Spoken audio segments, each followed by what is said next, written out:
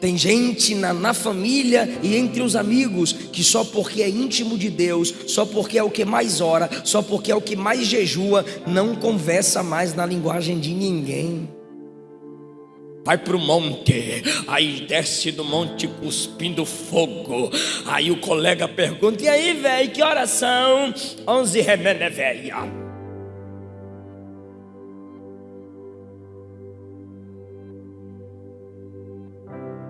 Não brinca com a esposa, não brinca com os filhos, ou ela não brinca com o marido, não brinca com os filhos. Por quê? Porque ela pensa que santidade é cara fechada. Jesus é simples demais. João 13, o versículo 1 diz assim: antes da festa da Páscoa, sabendo Jesus que era chegada a sua hora de passar deste mundo para o Pai, como havia amado os seus que estavam no mundo, os amou até ao fim. Vocês poderiam, por gentileza, dizer isso? Os amou até ao fim. No Evangelho segundo escreveu João, no capítulo 13, versículo 1, diz que antes da festa, Jesus, sabendo que já estava chegando a hora de passar para o Pai, através da sua morte na cruz e ressurreição e ascensão, ele amou os seus. Sabendo que estava indo para o Pai, ele amou os seus. Como que ele os amou? Versículo 3: sabendo que o Pai tinha depositado nas suas mãos todas as coisas, e que havia saído de Deus e que ia para Deus. Perceba que o versículo 1 diz que Jesus sabe que já está na hora de voltar para o Pai. O versículo 3 diz que Jesus sabe que todas as coisas já estão em suas mãos.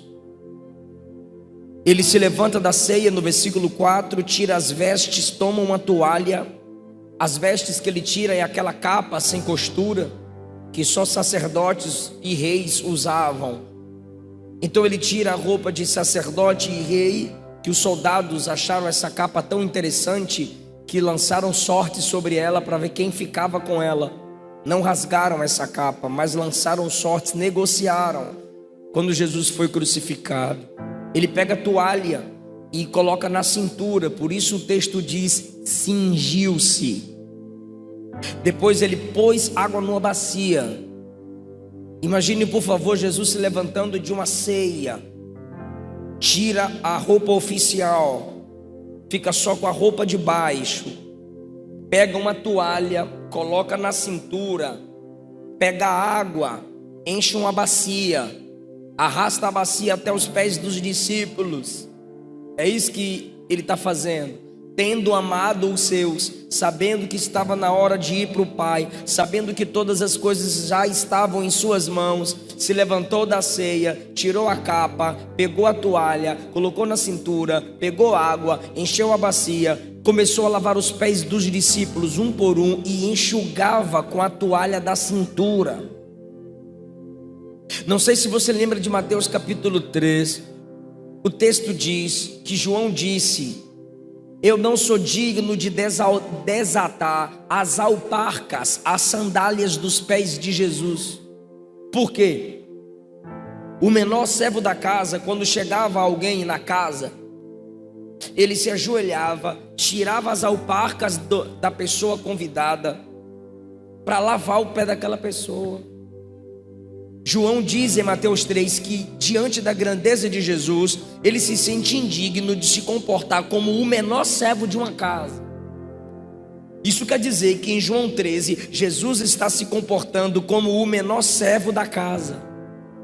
Jesus é simples demais. Quando Jesus está lavando os pés deles, aí chega o pé de Pedro. Aí quando chega no pezão de Pedrão, Pedrão encolhe o pé e diz: o Senhor não vai lavar meu pé, nunca me lavarás os pés, Senhor, tu lava meus pés. Pedro está dizendo: tu és grande e soberano, dono de tudo, tudo já está na tua mão, o mundo está na sua mão e agora o Senhor coloca meu pé? Não, o Senhor não vai lavar meu pé. Aí Jesus disse a Pedro: o que eu faço você não sabe agora, mas vai entender depois. Aí ele: nunca me lavará o pé. Pedro é teimoso igual a gente: nunca lavar meu pé não. Que é isso, Senhor? Que é isso? Aí Jesus diz: se eu não te lavar, você não tem comunhão comigo. Se eu não te lavar, você não vai ter parte comigo. Aí Pedro: faz o seguinte, lava a cabeça, lava a mão, lava o pé, lava eu todo. Como quem diz: não me deixa fora da comunhão contigo. Versículo 13, Jesus diz: versículo 12: depois que lhes lavou os pés e tomou as suas vestes, ou seja, ele acabou de lavar os pés dos discípulos, enxugar os pés dos discípulos, se levantou, tirou a toalha, devolveu a toalha, empurrou a bacia, pegou a capa, colocou sobre si. Depois que terminou de lavar os pés, tomou as vestes, se assentou outra vez à mesa, diga à mesa, e disse-lhes: entenderam o que eu acabei de fazer? Vós me chamais mestre e senhor, e dizeis bens, porque eu sou.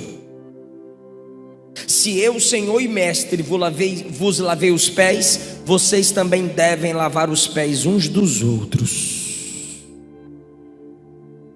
Porque eu vos dei o exemplo, para que como eu fiz, façais vós também.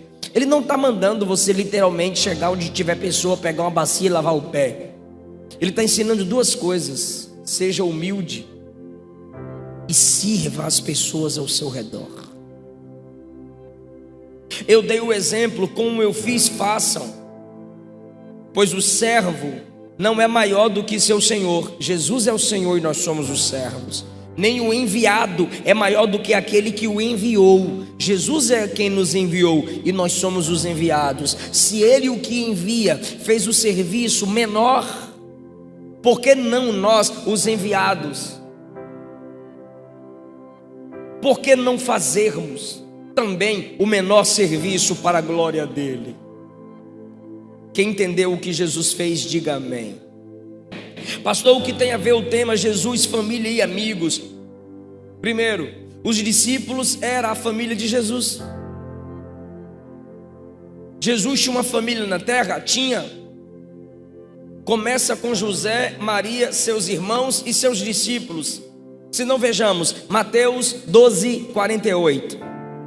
Ele, porém, respondendo, disse ao que lhe falara: quem é minha mãe? Esse que falara aqui é quando Jesus está numa casa pregando. Aí chegaram algumas pessoas e disseram: sua família está lá fora, está te chamando. Aí Jesus disse para esse que trouxe o recado: quem é minha mãe? Quem são meus irmãos?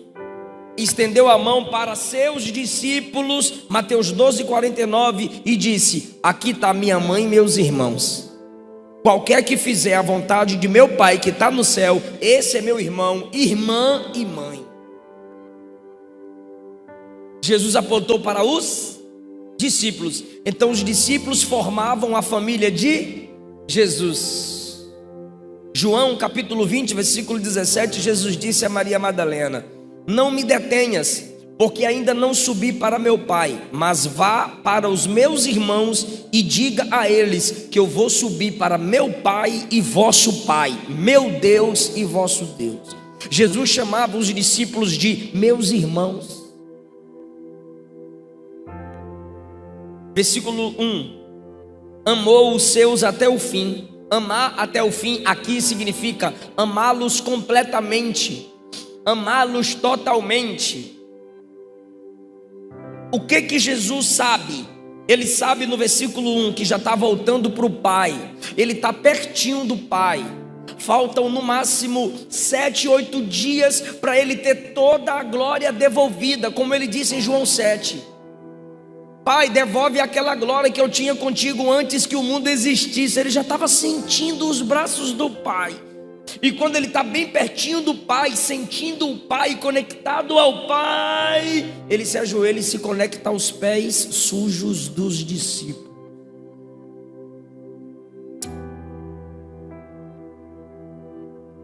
Quanto mais perto de Deus, mais perto de gente. Tem mulher de Deus que fica chata. quando cresce na intimidade com Deus. Tem os obreiros que viram um pai chato quando vira presbítero. Teve um irmão lá em São Paulo que foi levado ao presbitério. Aí aquela glória, aleluia, sou presbítero. Aí no outro dia que acordou, a esposa: meu bem, tomar café. Meu bem não, presbítero.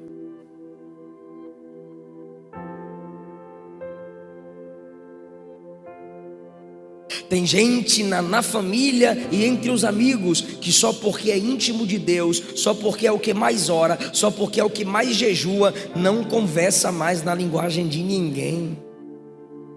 Vai pro monte, aí desce do monte cuspindo fogo.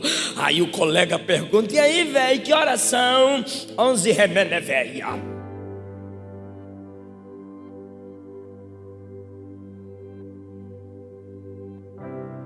Não brinca com a esposa, não brinca com os filhos, ou ela não brinca com o marido, não brinca com os filhos. Por quê? Porque ela pensa que santidade é cara fechada. Jesus é simples demais. Ele está conectado ao Pai, ele está perto do Pai, e naquele momento que ele poderia se ensoberbecer, porque tem gente que pensa que comunhão com Deus é se angelicalizar. Na hora que ele tem a chance de se parecer um anjo, é aí que ele é mais humano e faz o serviço do menor servo de uma casa. Segunda coisa que ele sabia, versículo 3: sabendo que o Pai tinha depositado nas suas mãos todas as coisas, o Pai falou para ele: filho, tu já és dono de tudo. Tu já és o possuidor de tudo.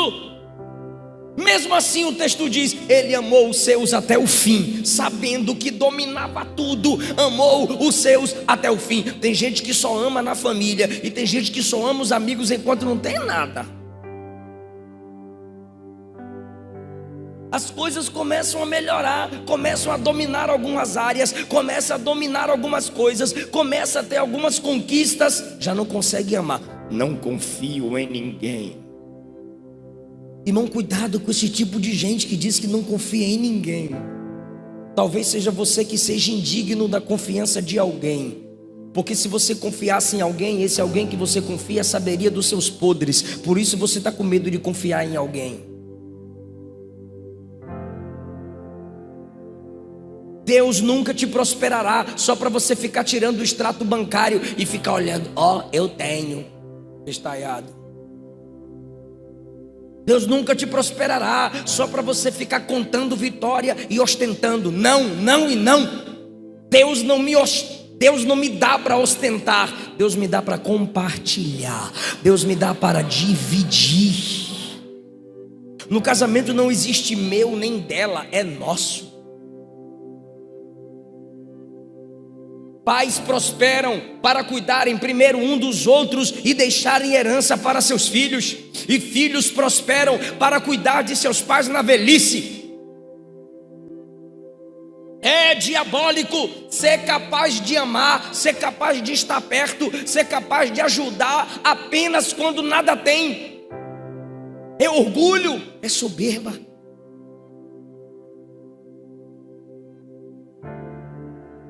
Jesus amou, Jesus está com a sua família,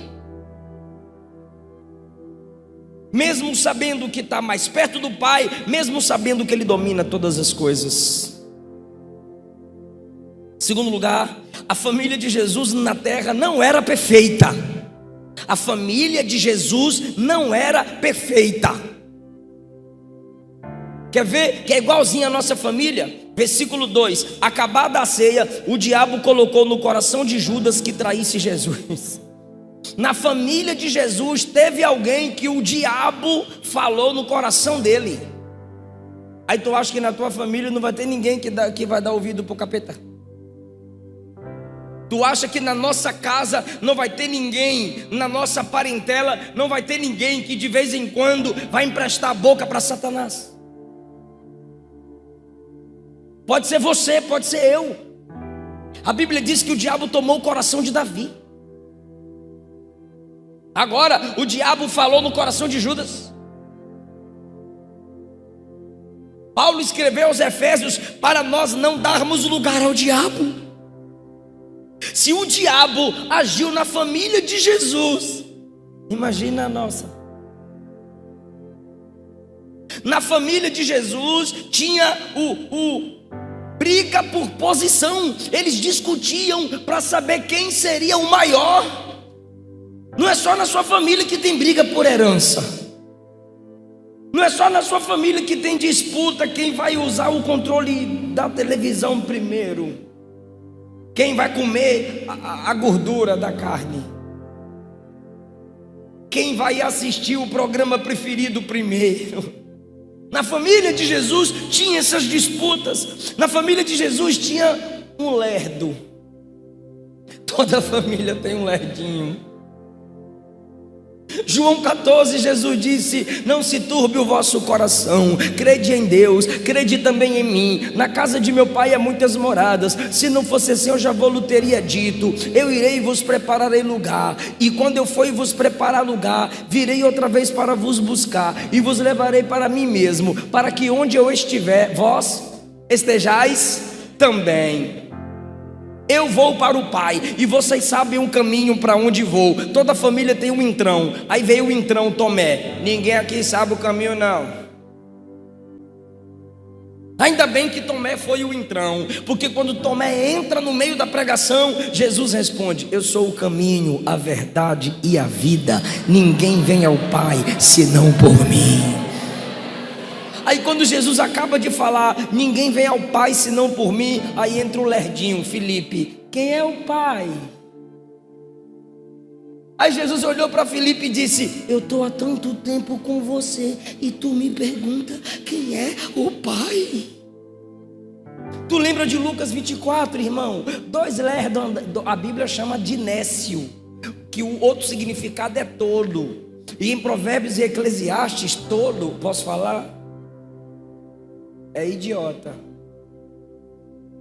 Então tem dois no caminho de Emaús, em Lucas 24, andando. Será que ele era o Messias? Será que ele era o Salvador? Aí Jesus aparece no meio dos dois. Jesus aparece no meio dos dois. Do que vocês estão falando? De um homem que curava, era uma benção. Jesus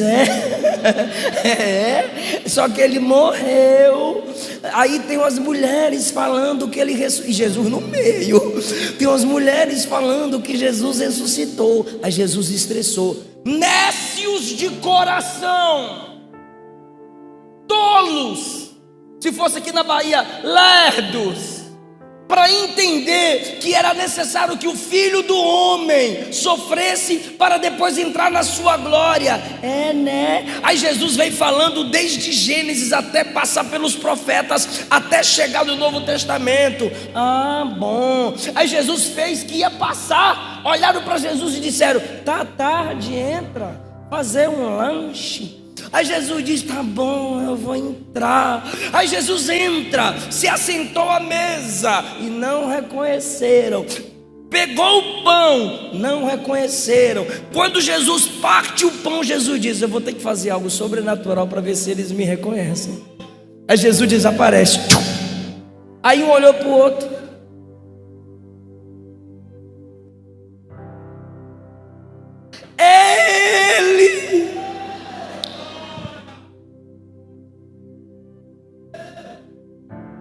Mas Jesus amava todos eles. E Pedro? Valentão. Mas quando o negócio apertava, perna para quem tem. Toda família tem um valentão. Toda família tem um lerdinho. Lerdinha não. Vigia. Toda família tem um dinheirista. Judas. Quanto vale o perfume? 300. Quanto vale Jesus? 30.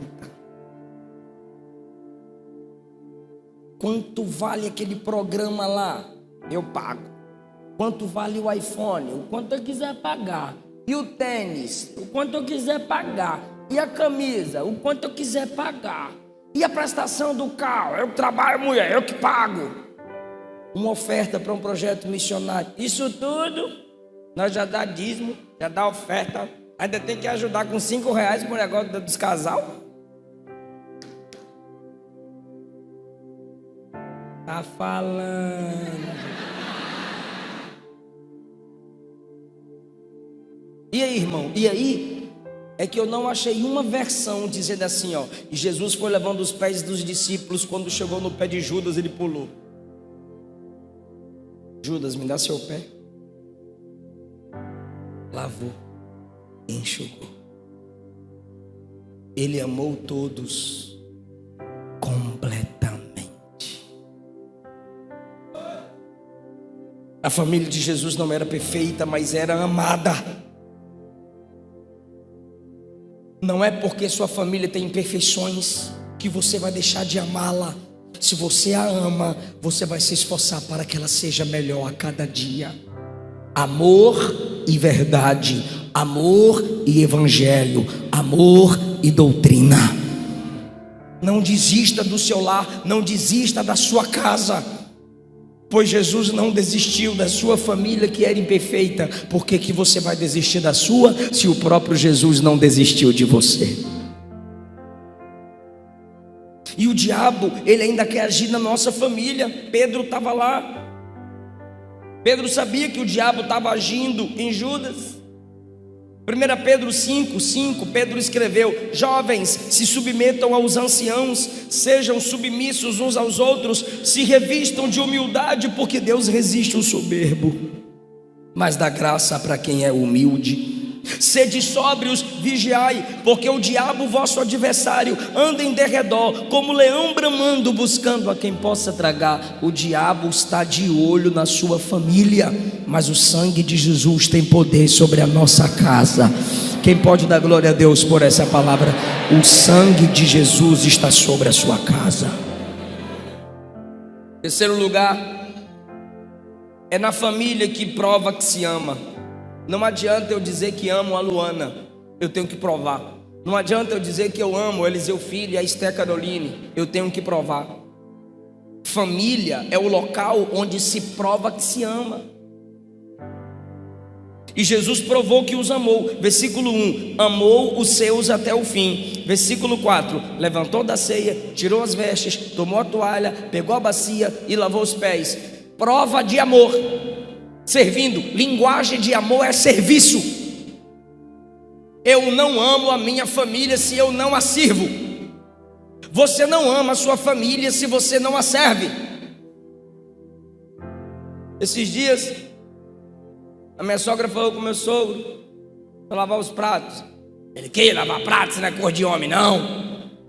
Falei, meu sogro, Jesus lavou os pés dos discípulos e tu não pode lavar prato?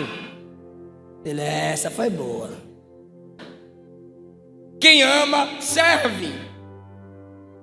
Não explora, serve. Você não tem uma empregada, você tem uma esposa. Você não tem uma empregada, você tem uma mãe. O cabra acaba de comer e deixa o vale de ossos secos na mesa. Mãe, mãe,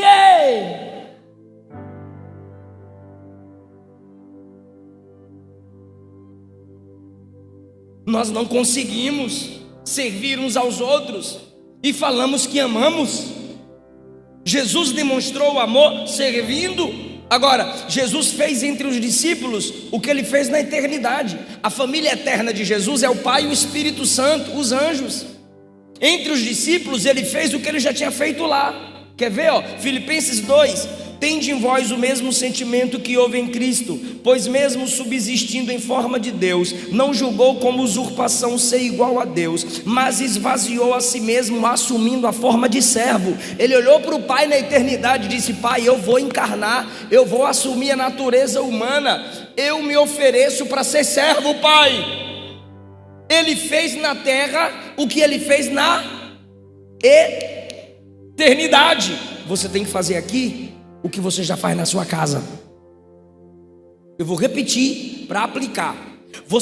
Jesus fez na terra o que ele havia feito no céu.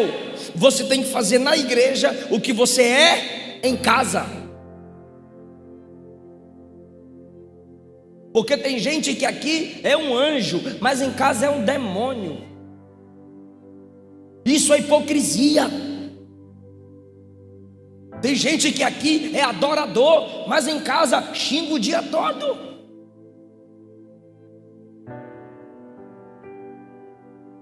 Sirva na sua igreja, desde que você também é servo na sua casa. Como que eu, como pregador, pastor, vou servir a noiva do Cordeiro sem ter capacidade de servir a minha esposa?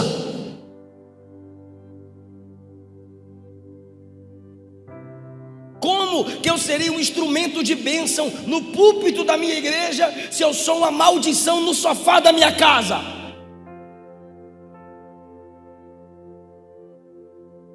Nós provamos amor pelos nossos servindo.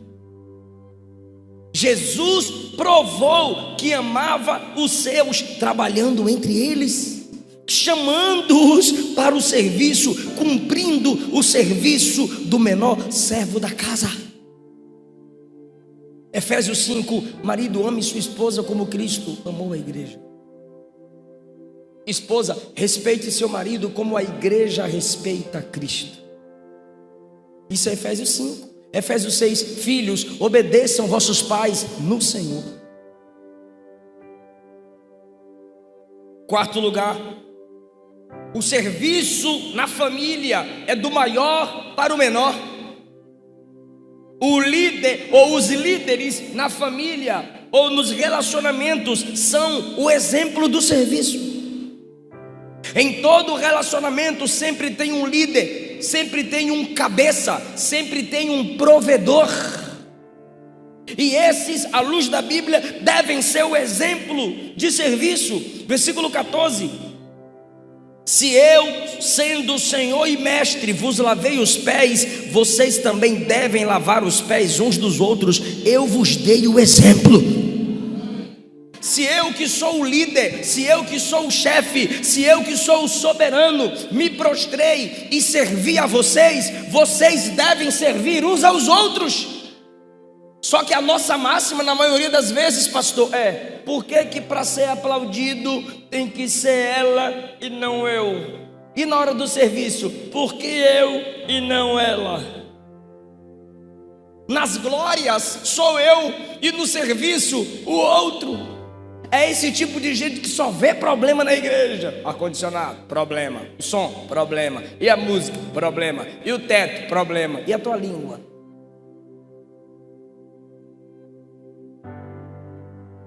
Quem nada faz reclama de tudo.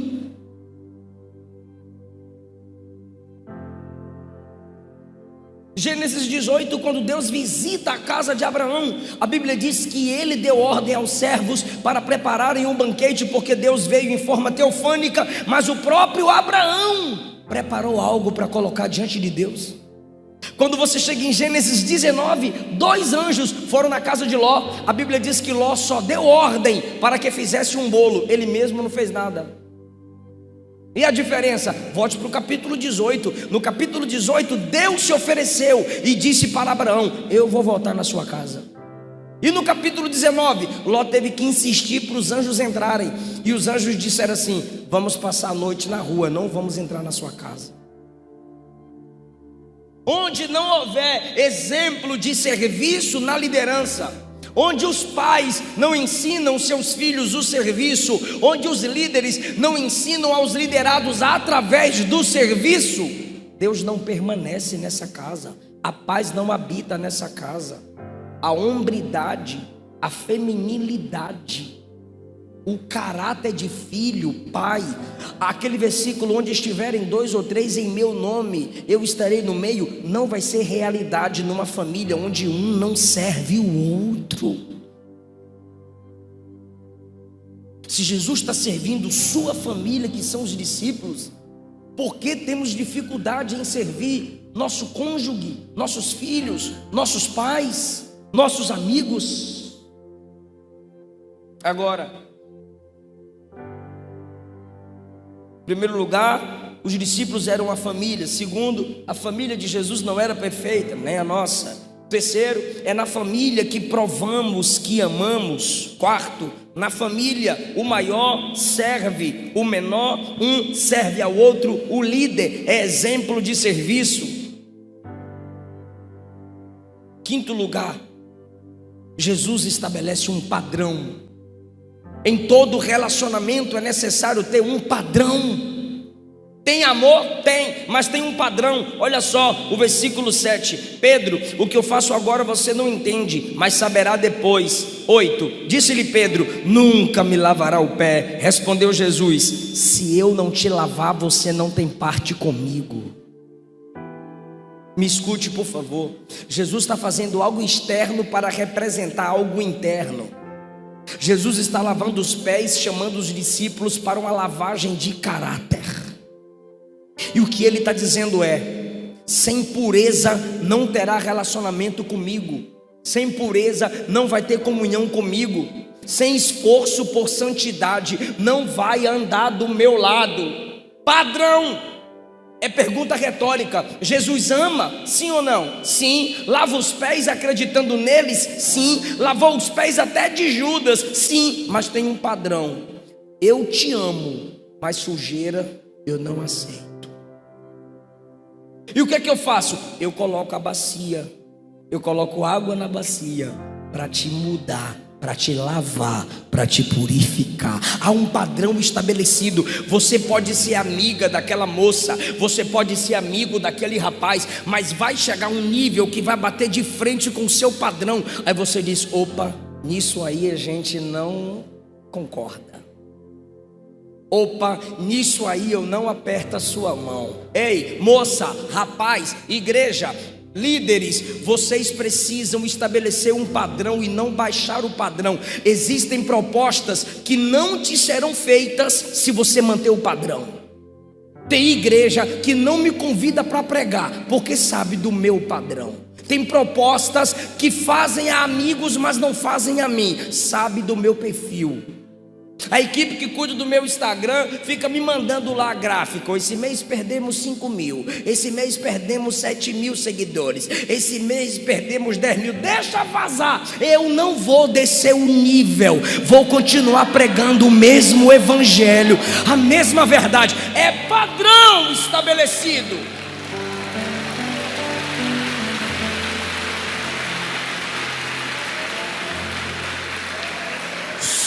Aquela amiguinha sua, feminista, feia, fedorenta, pode te chamar uma única vez com alguma proposta de deixar o sovaco cabeludo, de ficar mostrando os peitos na rua, de ficar xingando todo tipo de homem. Você olha para ela e diz: talvez você não saiba, eu sou crente. Se ela te fizer proposta pela segunda vez, está te desafiando. Você vai dizer: eu já te avisei, eu sou crente. O que é isso? Padrão. Mas se a proposta é sempre: fuma aí, velho, toma um aí, velho, bora pegar a mina ali, doido, depois tu vai pro culto. Então você não tem padrão estabelecido. Se qualquer bandido, safado, carnal, mundano faz piada com seu nome, com a sua esposa, com a sua história, com a sua vida, você ainda não estabeleceu o padrão. Não está se comportando como homem de Deus, não está se comportando como mulher de Deus. Senhor, não vai lavar meu pé não. Se eu não te lavar, você não vai ter parte comigo. Mas o Senhor não ama? Amo. O Senhor não acredita em nós? Acredito, mas tem que me deixar lavar. Esse é o padrão. Aceita ou vaza? Não, Senhor, lava a mão, lava a cabeça, lava o pé. É o mundo que tem que se submeter ao nosso padrão e não o contrário. Lembra de Daniel capítulo 5? Belsazar fez o banquete para 1000 nobres e Daniel era nobre. Daniel era da linhagem real. Daniel era da tribo de Judá. Daniel no capítulo 1 é o mais sábio, no capítulo 2 é o líder dos sábios, no capítulo 4 é o conselheiro do rei. No capítulo 5 o rei fez um banquete para 1000 homens, mas diz o texto: Daniel não foi convidado. O texto diz que foi um banquete com prostituição, idolatria e cachaçada. Pensaram quando fizeram a lista de convidados: esse aqui não vem, nem adianta convidar. Padrão é você quem estabelece. Se você se comporta conforme um padrão estabelecido, a proposta nem chegar vai. Bora colocar os funcionários aqui para mentirem, para ver a empresa crescer mais. Mente mais, vende mais. Nome fulano, fulano, ciclano. Não, esse aqui nem adianta, é crente.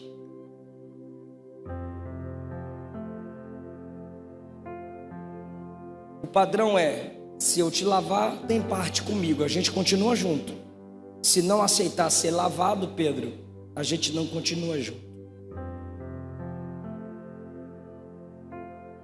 Tem outro padrão, tem outro padrão. Meu Deus, tem outro padrão aqui. Fala após mim, por favor, diga: ou sou Judas ou Jesus. Escolhe. Olhou? Jesus? Então tem que lavar o pé de Judas.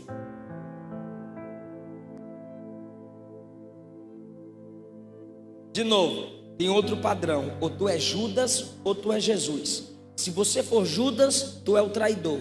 Não, pastor, misericórdia. Então tu é Jesus. Tu tem que lavar os pés do traidor.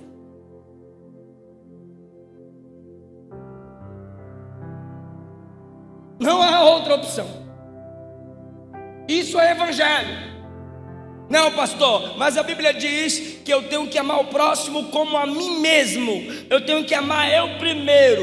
Eu sou o padrão do amor. Jesus elevou o padrão nesse capítulo. Coloca aí bem bonitinho para a igreja ler. 13:34. Aparece, né? Parece que aparece. 13:34. Haja. Não ageu. Haja. Cadê? Desviou? Vou ler. 13:34. Olha o padrão elevado. Um novo mandamento vos dou, que vos amei uns aos outros como? Amei uns aos outros como? Como eu vos amei. O padrão não é mais você. Eu tenho que amar o outro como eu amo a mim mesmo. Não, você tem que amar o outro como eu amei você.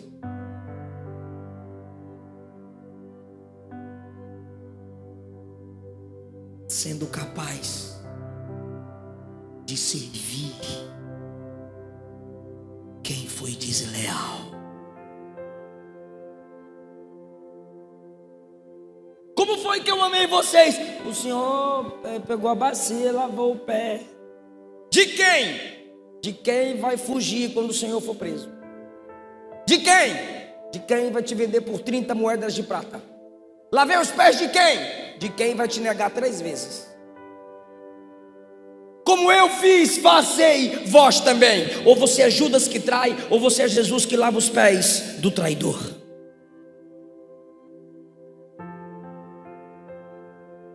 Ah, pastor, mas só de olhar para o Judas já me dá uma agonia. Então para de olhar para o Judas e olha para o caráter de Jesus. Eu sei que sozinha você não consegue. Eu sei que sozinho você não consegue, e Jesus sabe também. Por isso em João capítulo 15 Jesus disse: sem mim nada podeis fazer. Mas em Filipenses 4:13 Paulo disse, você também pode dizer: tudo posso naquele que me fortalece. Último ponto da nossa mensagem: a mesa revela. Olha Judas na mesa, no capítulo 12.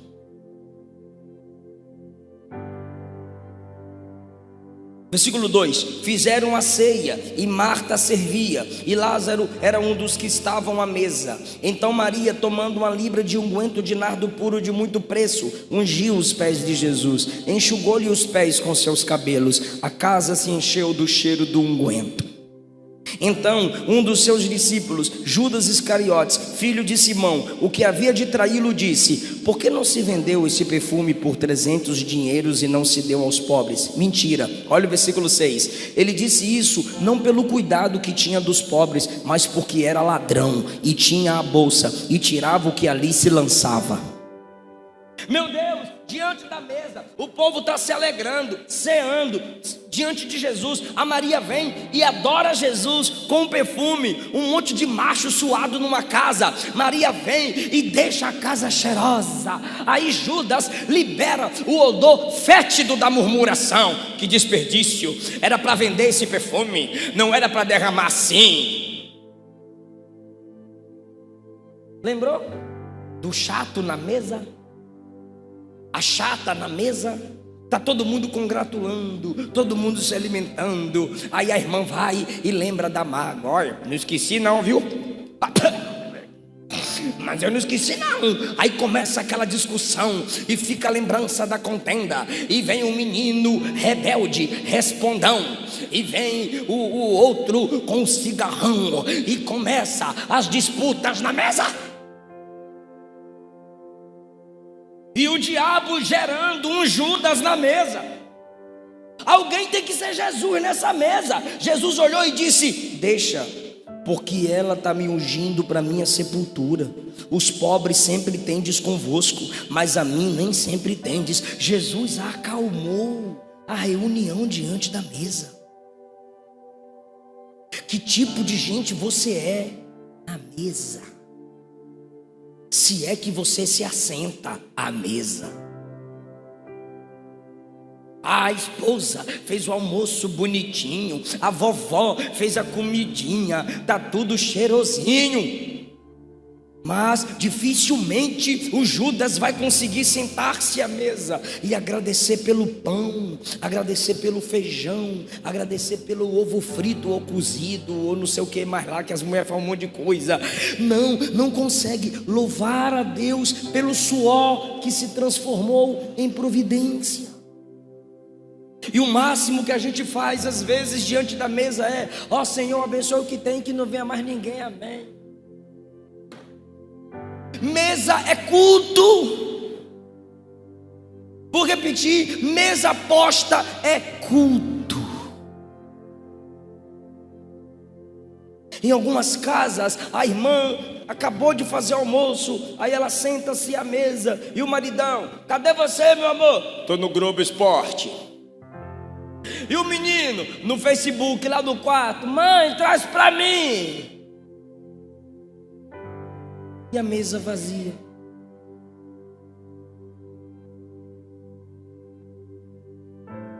Cuidado com seu comportamento à mesa. Sabe por quê? Judas está na mesa, assentado diante da mesa, no capítulo 13. Jesus também. Ou você é Judas ou você é Jesus na mesa. Aí diz o texto, versículo de número 27: e após o bocado entrou nele Satanás. Jesus deu um bocado para Judas. Um bocado é pão molhado. Versículo 28. Nenhum dos que estavam assentados à mesa compreendeu o que Jesus havia dito a Judas. Judas está à mesa com os outros discípulos e o diabo entrou nele na mesa. Aquele que era uma tribulação na mesa agora ficou endemoniado na mesa. Parece que é nessas horas que o Satanás entra em alguém, nas famílias, só para esvaziar a mesa. Porque para tirar aquele momento de olharmos um na face do outro, para tirar de nós aquele culto em família, 2 ou 3 reunidos, Jesus no meio sendo adorado. Foi diante da mesa que o Senhor prometeu a Abraão em Gênesis 18 que voltaria na casa dele. Foi diante de uma mesa que Davi diz que o Senhor unge a cabeça dele e o honrava diante de seus inimigos na mesa. Foi diante de uma mesa que Jesus expôs que havia um traidor. E a ceia do Senhor lembra-nos o banquete de uma mesa. Eu encerro essa palavra te dizendo algo, irmão. Eu encerro essa palavra te dizendo algo muito incômodo, irmão. Olha isso. Capítulo 13, versículo 31. Tendo ele saído, versículo 30, e tendo Judas tomado o bocado, saiu, diga, saiu. Saiu de onde? Da mesa. O tema é Jesus, família e relacionamentos. Você sabia que tem gente, Jesus, família e amigos. Você sabia que tem gente que você tem que deixar sair da mesa?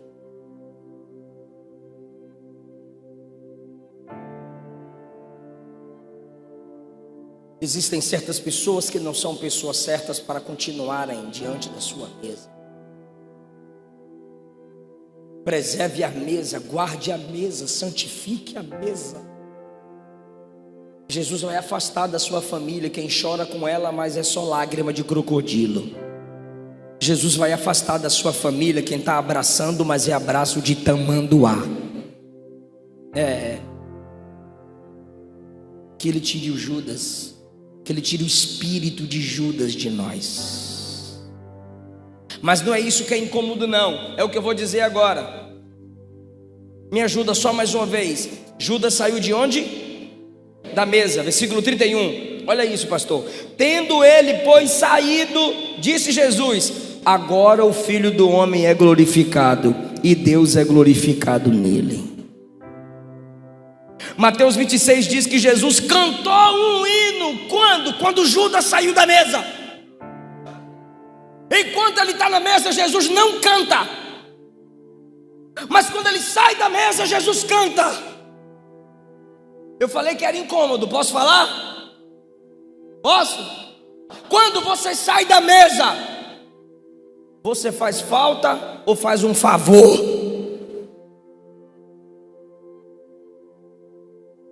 Quando você sai de casa, você faz falta ou faz um favor?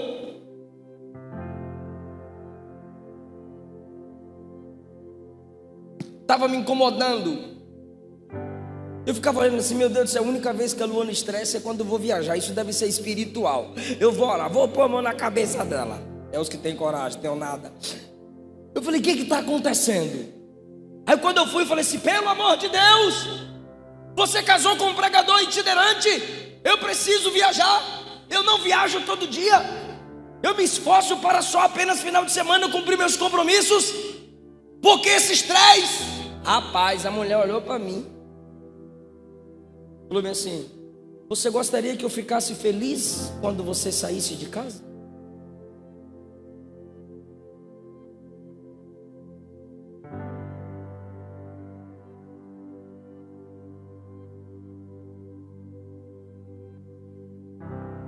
Se a esposa fica feliz, se os filhos ficam felizes quando você sai de casa,